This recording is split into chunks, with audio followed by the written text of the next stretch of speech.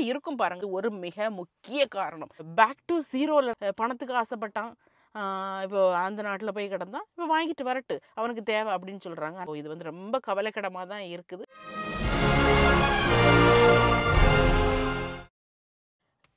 லண்டத்து படச்சின் அன்பு வணக்கம். ஹலோ, எல்லாரும் எப்படி இருக்கீங்க? சூப்பராக இருப்பீங்க நம்புறேன். நான் இல்லை சூப்பராக இருக்கேன். மக்களே பார்த்தீங்கன்னா நல்ல சூப்பரான நாள், அடிப்படையான நாள். என்னன்னு கேட்டிங்கன்னா, இன்றைக்கி வந்து நம்ம பேச போகிற டாபிக் அப்படி அடிப்படையான டாபிக் என்னன்னு கேட்டிங்கன்னா, உலகத்தில் எல்லா இடங்களையும் இப்போ பேசிகிட்டு இருக்கிறது தான்.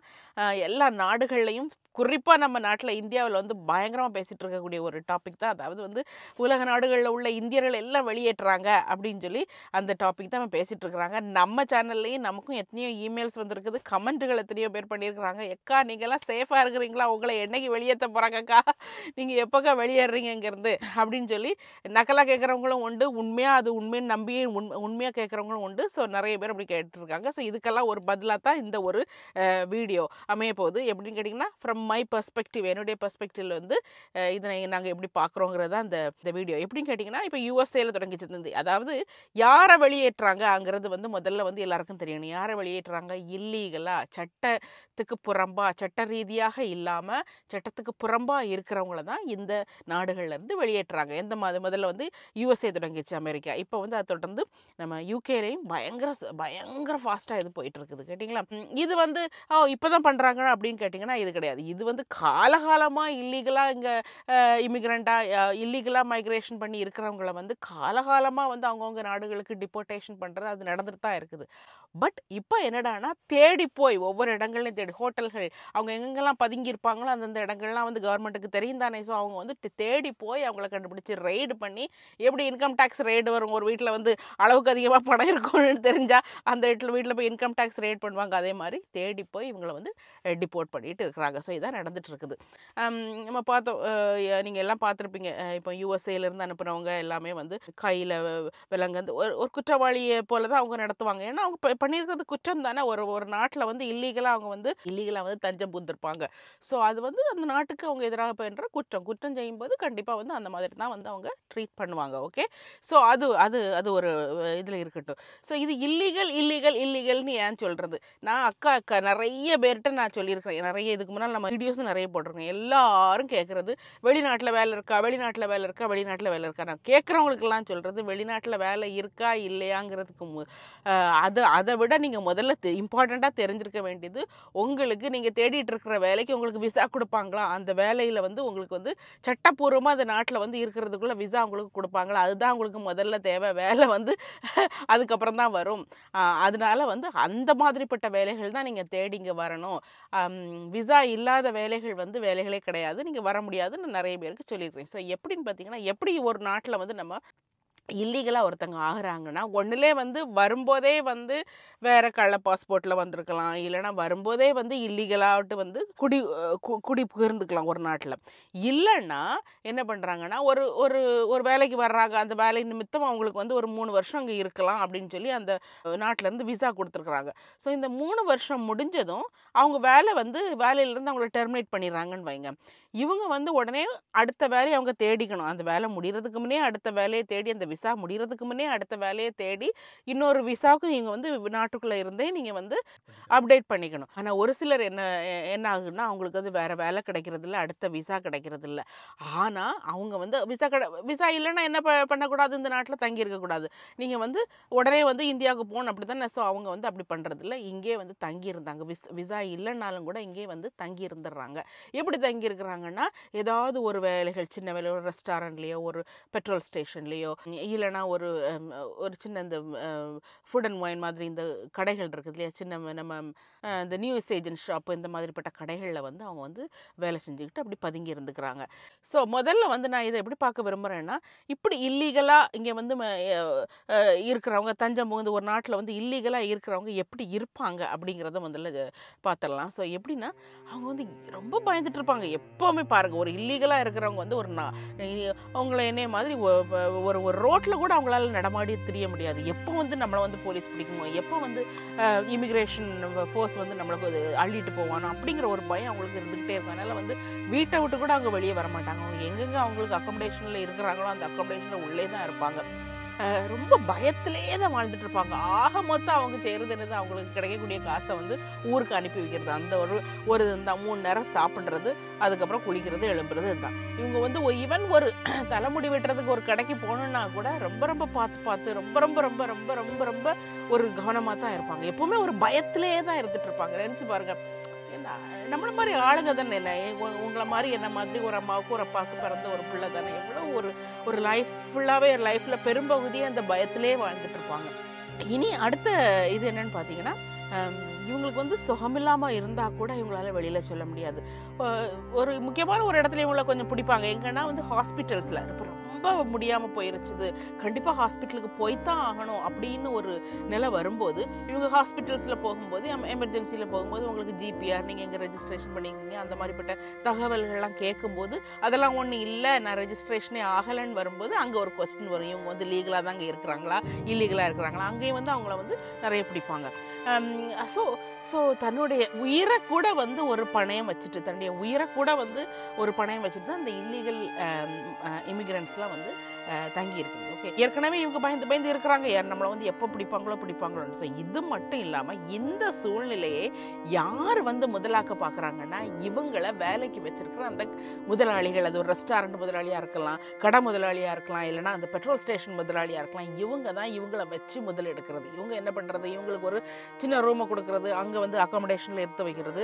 பட் இவங்க வந்து ஒரு 24 hours எம்ப்ளாயி மாதிரியே அங்கே இருந்துட்டு இருப்பாங்க. இவங்களுக்கு கொடுக்கக்கூடிய சம்பளங்கள்லாம் நீங்கள் வந்து சாதாரணமாக வாங்கக்கூடிய, இந்த நாட்டில் வாங்கக்கூடிய சம்பளத்தில் 1/3 கூட இருக்காது, 3ல் 1 பகுதி கூட இருக்காது, இல்லை 4ல் 1 பகுதி கூட இருக்காது. ஒரு ஆளுக்கு வந்து ஒரு மணிக்கூருக்கு வந்து இந்த நாட்டு சட்டப்படி வந்து பேசிக் மினிமம் சேலரி வந்து 12 pounds, 12 பவுண்டுனா இவங்களுக்கு வந்து ஒரு 4 பவுண்டு இல்லைன்னா 3 பவுண்டு கூட ஆள்கள் கொடுக்க மாட்டாங்க. அப்படி எத்தனையோ பேர் வந்து இல்லீகலாக இங்கே வந்து எம்ப்ளாய் பண்ணிட்டு இருக்கிறாங்க. ஸோ இந்த முதலாளிகள் யாருன்னு கேட்டிங்கன்னா, இங்கே உள்ள வெள்ளைக்காரனோ இங்கிலீஷ்காரனோ இல்லை வந்து அமெரிக்காக்காரனோ கிடையாது. இவங்களை வச்சு முதலெடுத்துட்டு இருக்கிற முதலாளிகளே இந்தியர்கள், பாகிஸ்தானிஸ், பங்களாதேஷிஸ், இவங்க தான். அது கண்டிப்பாக இவங்க தான், வேற யாருமே கிடையாது. கேட்டிங்களா? ஸோ அதனால வந்து எக்ஸ்ப்ளாய்டேஷன் வந்து அவங்க ஓன் மக்களே வந்து ஓன் பீப்புள் தான் பண்ணிட்டு இருக்கிறாங்க. ஸோ அது வந்து அது கண்டிப்பாக சொல்லாமல் இருக்கவே முடியாது, ரொம்ப கண்டிக்கத்தக்கது. கவர்மெண்ட் ஆனால் இங்கே உள்ள கவர்மெண்ட் என்னென்னா, ஜஸ்ட்டு இல்லீகல் இமிகிரண்ட்ஸை வந்து எடுத்துகிட்டு மட்டும் போகிறதில்ல, யார் அவங்கள எம்ப்ளாய் பண்ணியிருக்கிறாரோ, யார் அவங்களுக்கு தஞ்சம் பூத்து வச்சுருக்கிறாங்களோ அவங்களுக்கும் பயங்கரமாக ஃபைன் அடிப்பாங்க. ஸோ அதெல்லாம் வந்து எல்லாரும் வந்து கவனத்தில் இருந்துக்கோங்க. ஓகே, ஸோ நிறைய பேருக்கு இது தெரிய மாட்டாங்க. இல்லீகல் இமிகிரண்ட்ஸ் யூஎஸ்ஏயா யூகேயா அவங்க விலங்கு போட்டு எங்கள் மக்களை இவ்வளவு சீரழித்து அனுப்புகிறாங்க அப்படின்னு சொல்லி தான் ஒரு நியூஸ் வருதோ வரையா, இதுக்கு பின்னால் வந்து உள்ள நியூஸ்கள்லாம் வந்து யாருக்கும் தெரிய மாட்டேங்குது. ஓகே, ஸோ இது வந்து நம்ம ஓன் மக்களே வந்து நம்ம எக்ஸ்ப்ளாய்ட் பண்ணுறோம். அதுக்கு வந்து மாற்று கருத்து கிடையவே கிடையாது. கேட்டிங்களா? ஸோ அது நான் திரும்ப அதுக்கு சொல்ல காரணம் இது நடந்துக்கிட்டு இருக்குது. ஓகே, ஸோ அது ஒரு பக்கத்தில் நடக்குது. ஸோ இவ்வளவு வந்து ஒரு மனுஷனையே ஒரு ஹியூமன் ஸ்லேவரி மாதிரி தான் இது, ஒரு ஹியூமன் ஸ்லேவரி செயின் மாதிரி தான் இது போயிட்டு இருக்குது.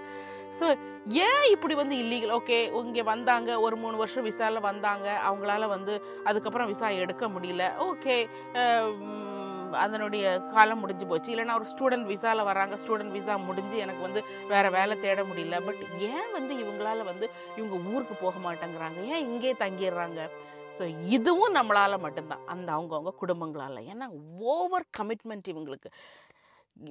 இங்கே வெளிநாட்டுக்கு ஒருத்தன் வந்துட்டானாலே அவனுக்கு மேலே வந்து பேக்கேஜஸ் மேலே பேக்கேஜஸ். அங்கே என்னன்னா ஊரில் உள்ள எல்லா பேக்கேஜும் இவன் தலை மேலே தான் இருக்கும். அது பெண்ணாக இருக்கலாம், ஒரு ஆணாக இருக்கலாம், யார் வெளிநாட்டுக்கு போனாலும் இது நடக்கிறது. ஸ்பெஷலி இந்தியா, பாகிஸ்தான், பங்களாதேஷ் இந்த மாதிரிப்பட்ட நாடுகள்லேருந்து வர்றவங்களுக்கு வந்து குடும்ப சுமை அதிகம். வீடாக கட்டணும், தங்கச்சி கல்யாணம் முடிச்சு வைக்கணும், அக்காளு கல்யாணம் முடிச்சு வைக்கணும், தம்பிக்கு படிப்பு செலவை பார்க்கணும். இதெல்லாம் வந்து ஓரளவுக்கு ஓகே. நம்ம வெளிநாட்டில் இருக்கும்போது நம்ம சம்பாதிக்கும் போது நம்மளுடைய குடும்பத்துக்கு கொடுக்கணும், அதெல்லாம் வந்து ஓகே தான். ஆனால் ஒரு லெவலுக்கு தான் அது இருக்கணும். இது வந்து ஓவர் கமிட்மெண்ட் ஆகும்போது அங்கே பையன் வெளிநாட்டுக்கு கிளம்பிட்டானாலே அங்கே வந்து அஸ்திவாரம் வீட்டுக்கு பெருசாக நடந்துக்கிட்டு இருக்கும். கனவுல கூட அப்படி ஒரு வீடு நினச்சிருக்க மாட்டாங்க. அந்த அளவுக்கு வீட்டுக்கு அஸ்திவாரம் போட்டு அந்த அளவுக்கு பெரிய வீடுகள் வச்சு கட்டிக்கிட்டு இருப்பாங்க.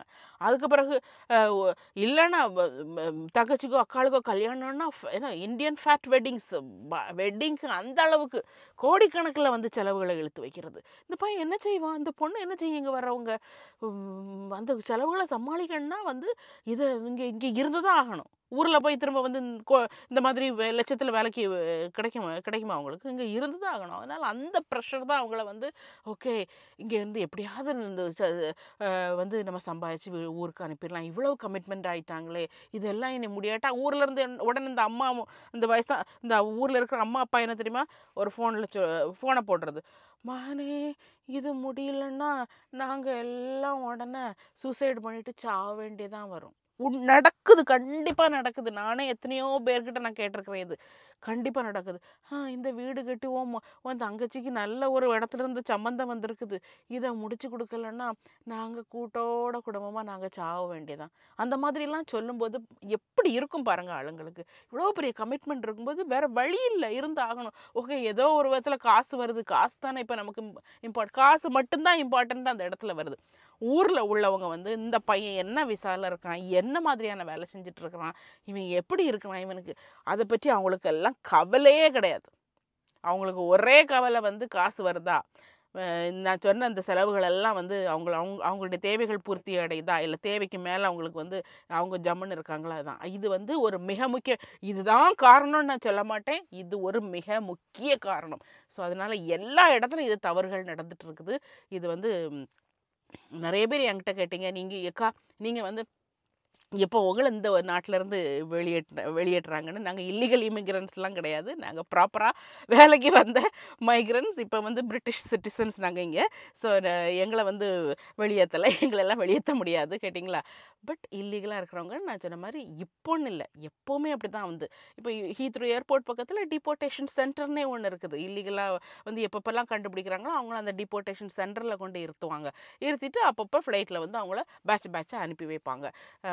ரொம்ப கஷ்டமாக இருக்கும். ஏன்னா சில நேரம் அந்த டிபோர்ட்டேஷன் சென்டரில் இருக்கும்போது சிலவங்களுக்கு சிக் ஆயிரும், செஸ்ட் பெயின் வரும், அது வரும் இது வரும். அப்போ ஹாஸ்பிட்டலுக்கு அவங்கள கொண்டு வருவாங்க. அப்பவும் வந்து பார்த்திங்கன்னா இது வெளியில் மட்டும் இல்லை, அப்பவும் ஒருத்தங்களை இல்லீகல் இமிக்ரெண்ட்டாக பிடிச்சிட்டாங்கனாலே அவங்களுக்கு வந்து ஹேண்ட் கஃப்பு காலில் கையில் வந்து விலங்கிட்டு தான் அவங்க வந்து கொண்டு வருவாங்க. ஹாஸ்பிட்டல்ஸ்லாம் கூட்டிகிட்டு வரும்போது கூட அந்த மாதிரி காலில் கையில் விலங்கிட்டு தான் அவங்க கூட்டிகிட்டு வருவாங்க. ஸோ இதனால் இது வந்து ஊருக்கு அனுப்புகிற போது மட்டும்தான் அந்த விலங்கிடுவாங்கன்னு இல்லை, த மினிட் அவங்கள வந்து கேட்ச் பண்ணிட்டாங்கன்னா அந்த டைம்லேருந்தே அவங்க வந்து ஹேண்ட் கஃப் பண்ணிடுவாங்க. ஓகே, அது இதில் என்னன்னு பார்த்தீங்கன்னா, ஒரு இல்லீகல் இமிக்ரெண்ட்னு ஒருத்தவங்க வந்து சட்ட ரீதியாக அந்த இல்லாமல் சட்டத்துக்கு புறமா அந்த நாட்டில் வாழ்ந்துட்டு இருக்கிறாங்கன்னா அவங்களுக்கு கவர்மெண்ட்டுக்கோ அஃபிஷியல்ஸ்க்கோ என்ன தெரியும், அவங்க வந்து எப்படிப்பட்ட அளவு உங்களுக்கு வந்து இவங்களுக்கு இவ்வளோ பெரிய குடும்பம் இருக்குது, ஐயோ இவங்க குடும்பத்துக்காக கஷ்டப்படுறாங்க அப்படிலாம் அவங்க பார்க்க முடியாது. ஏன்னா இதில் வந்து 1-2 பேர் தீவிரவாதிகளாக இருக்கலாம், இதில் இன்னும் 1-2 பேர் வந்து வேறு நாட்டில் உள்ள ஒரு ஸ்பேமாக இருக்கலாம், இந்த மாதிரி எத்தனையோ வெரைட்டியில் இருக்கலாம். அவனுக்கு தேவை வந்து அவனுடைய நாட்டை பாதுகாக்காது, அவங்கவுங்க நாடுகளுக்கு வந்து அவங்கவுங்க நாடுகளை வந்து பாதுகாக்கிறது, அதுதான் அவங்களுக்கு தேவை. ஆனால் வந்து அதில் வந்து இந்த மாதிரிப்பட்ட சாதாரண ஆட்களும் வந்து இந்த பணம் குடும்ப தேவைகள்னால இதில் சில்லழிஞ்சு இது பண்ணுறாங்க. இந்த மாதிரிப்பட்ட இல்லீகல் இமிக்ரெண்ட்டாக நம்ம குடும்பத்துக்காக இங்கே இருந்து ஒரு இல்லீகல் இமிக்ரெண்ட்டாக இருந்து காசு சம்பாதிச்சு இவங்க வந்து பிடிபட்டுட்டாங்கன்னு வைங்களேன், இவங்க பிடிபட்டு இவங்கள ஊருக்கு அனுப்பிட்டாங்கன்னு வைங்களேன், இவங்க ஊருக்கு போய் இவங்கள வந்து ஒரு ஆள் கூட மதிக்க மாட்டாங்க.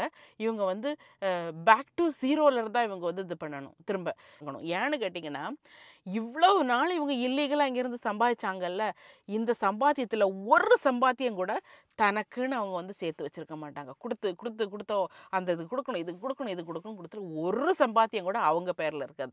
இல்லை ஊருக்கு அனுப்பி வைக்கிறாங்களே, இந்த ஊருக்கு அனுப்பி வச்சு இந்த வீடு கட்டுறாங்களே அப்பா அம்மா, அந்த வீட்டை கூட பல அப்பா அம்மாக்கள் வந்து தங்களுடைய பிள்ளைங்க பேரில் வந்து மாற்றி வேறு பிள்ளைங்க பேரில் வந்து மாற்றி எழுதி வச்சிடுறாங்க. இந்த பையன் சம்பாதிக்கிற பையன் பேரில் அந்த வீடு வராது. அதனால் யாராக இருந்தாலும் வெளிநாட்டுக்கு நீங்கள் போகிறீங்கன்னா கொஞ்சம் வந்து இது வந்து இல்லீகல் இமிக்ரெண்ட்ஸுக்கு அதுக்கெல்லாம் மட்டும் சொல்கிறதில்ல, யாராக இருந்தாலும் சரி நீங்கள் சம்பாதிக்க ஆரம்பிச்சிட்டிங்கன்னா உங்களுக்கு பிறகுதான் நீங்கள் அடுத்தவங்களுக்கு கொடுக்கணும். கண்டிப்பாக அடுத்தவங்களுக்கு கொடுக்க வேண்டிய குடும்பத்தை பார்க்கணும், குடும்பத்துக்கு கொடுக்கணும், அதெல்லாம் வந்து இருக்குது. பட் உங்களுக்குன்னு ஒரு தொகையை நீங்கள் வந்து சேர்த்து வச்சுக்கணும். யாருமே கண்டுக்க மாட்டாங்க. ஒன்ஸ் நம்ம வந்து வாழ்க்கையில் வந்து நம்ம இருக்கிற இடத்துலேருந்து கீழே வந்துட்டோன்னா அப்பாவாக இருக்கட்டும், அம்மாவாக இருக்கட்டும், தம்பியாக இருக்கட்டும், தங்கச்சியாக இருக்கட்டும், யாருமே கண்டுக்க மாட்டாங்க. அதுதான் இன்றைக்கி நடந்துட்டு இருக்கிறது. ஸோ இதுதான் வந்து இல்லீகல் இமிக்ரேஷன் அதுக்குள்ளே உள்ள வேறு பல ஸ்டோரிகள். இட் இஸ் நாட் ஜஸ்ட் என்ன ஹேண்ட் கஃப் பண்ணுறாங்க, இவங்களை அனுப்புகிறாங்க, இவங்கெல்லாம் வந்து பணத்துக்காக வந்து நிறைய பேர் கமெண்ட்டில் வந்து போடுறாங்க, இவங்கெல்லாம் வந்து என்ன பணத்துக்கு ஆசைப்பட்டான், இப்போ அந்த நாட்டில் போய் கிடந்தா இப்போ வாங்கிட்டு வரட்டு அவனுக்கு தேவை அப்படின்னு சொல்கிறாங்க. ஆனால் அதுக்கு பின்னால் பணத்துக்கு ஆசைக்கு பின்னால் இந்த மாதிரி குடும்பங்களினுடைய ஒரு ஃபோர்ஸ் வந்து இருக்குது. இது எல்லாரும் கண்டிப்பாக அறிஞ்சிக்க வேண்டிய ஒன்று. இதுதான் வந்து நான் சொல்ல வர்றது. ஓகே, ஸோ இதுதான் வந்து இதான் நடந்துட்டு இருக்குது. இப்போ வந்து யூகேல என்ன நடந்துட்டு இருக்குதுன்னா ஃபோர்ஸ்ஃபுல்லாக எல்லா ஹோட்டல்ஸ் இந்த மாதிரிப்பட்ட இடங்கள்லாம் ஃபோர்ஸ்ஃபுல்லாக இமிக்ரேஷன் குரூப் வந்து இமிக்ரேஷன் அஃபிஷியல்ஸ் வந்து போய் ஃபோர்ஸ்ஃபுல்லாக அவங்களுடைய பாஸ்போர்ட் எல்லாம் செக் பண்ணுறாங்க. அவங்க வந்து கரெக்டான இது இல்லாத விசா இல்லாமல் ஒர்க் பண்ணுறோன்னா உடனே அவங்க டிப்போர்ட் பண்ணுறாங்க. இது வந்து நிறைய பேரை இப்போ டிப்போர்ட் பண்ண ஆரம்பிச்சாச்சு. தௌசண்ட்ஸ் கணக்கில் டிப்போர்ட் பண்ணிட்டு இருக்கிறாங்க. பல நாடுகள்ல இருந்து இருக்கிறாங்க, அதில் இந்தியர்களும் இருக்கிறாங்க. ஸோ இது வந்து ரொம்ப கவலைக்கிடமாக தான் இருக்குது. பட் தயவு செஞ்சு எந்த நாட்டுக்கு போனாலும் ஒரு ப்ராப்பரான பாஸ்போர்ட்டோட போங்க, ப்ராப்பரான ஒரு விசாவோட போங்க. அந்த நாட்டில் போய் உங்களுக்கு எத்தனை வருஷம் உங்களுக்கு அந்த விசா இருக்குதோ அந்த வருஷத்துக்கு அப்புறம் உங்களால் எவ்வளவு பாடுபட்டுனாலும் அந்த விசாவை நீங்கள் எக்ஸ்டெண்ட் பண்ணுங்கள். எக்ஸ்டெண்ட் பண்ண முடியாத கட்டத்தில் கண்டிப்பாக திரும்ப நாட்டுக்கு நீங்கள் திரும்பி போயிருங்க. சும்மா இல்லீகலாக ஒரு இடத்துல இருந்தோம், அவனை பாருங்கள் அவன் பிடிபடலை இவன் பிடிபடலை அப்படின்னு மற்றவங்கள பார்த்து நீங்கள் இது பண்ணாதீங்க. இப்போமெல்லாம் வந்து லாஸ் அண்ட் ரெகுலேஷன்ஸ் வந்து ரொம்ப ஸ்ட்ரிக்டாக இருக்குது. ஏன்னா இல்லீகல் இமிக்ரெண்ட் அங்கே இருக்கிறவங்கனால இந்த நாட்டுக்கு வந்து எந்த விதமான ஒரு பெனிஃபிட்டும் கிடையாது. டேக்ஸ் மணி வந்து இவங்ககிட்ட இருந்து போகாது. அதனால வந்து அவங்க வந்து இது வந்து சுமை அவங்களுக்கு வந்து இல்லீகல் இமிக்ரெண்ட்ஸ்னால் அவங்களுக்கு வந்து சுமை தான் கூடுதல். ஸோ அதனால தான் வந்து எல்லாத்தையும் வந்து வெளியேற்றிட்டு இருக்கிறாங்க. ஓகே, அதே மாதிரி வெளிநாடுகளில் இருக்கக்கூடிய இந்திய முதலாளிகள், ஏஷியன் முதலாளிகள், தயவு செஞ்சு உங்களுடைய நாட்டில் யாருனாலும் டோன்ட் எக்ஸ்ப்ளாய்ட் பீப்புள். அது வந்து மிகப்பெரிய பாவம். நீங்கள் வந்து அது நீங்கள் அப்படி எக்ஸ்ப்ளாய்ட் பண்ணுறவங்க வந்து இந்த உலகத்தில் வாழவே தகுதி இல்லாதவங்க. ஆனால் கவர்மெண்ட் பயங்கரமாக பிடிக்கிறாங்க அந்த எக்ஸ்ப்ளாய்ட் பண்ணுறவங்களையும். பயங்கரமாக அவங்களுக்கெல்லாம் வந்து ஃபைன் அண்ட் தண்டனைகளும் ஃபைன்களும் வந்து அவங்களுக்கு நிறைய இருக்குது. ஸோ எல்லோரும் பார்த்துக்கணும். ஒரு நாட்டுக்கு வந்தால் அது வந்து சட்ட ரீதியாக இருக்கணும். சட்ட ரீதியாக இல்லாத கட்டத்தில் தன்னுடைய நாட்டுக்கு திரும்பி போகிறது தான் மிகச்சிறந்தது. ஓகே, ஒரு நாட்டுக்கு வரும்போது வந்து ஒரு விசாவோட வரணும். விசா காலம் முடிஞ்சதும் தன்னுடைய சொந்த நாட்டுக்கு திரும்பி போடணும். அதுதான் சட்டம். இந்த சட்டத்துக்கு புறம்பாக யார் பண்ணாலும் அது வந்து தப்பு தான். ஓகே, ஸோ இந்த வீடியோ நான் இங்கே முடிச்சுக்கிறேன். இன்னொரு வீடியோவில் சந்திக்கிறேன். until then bye.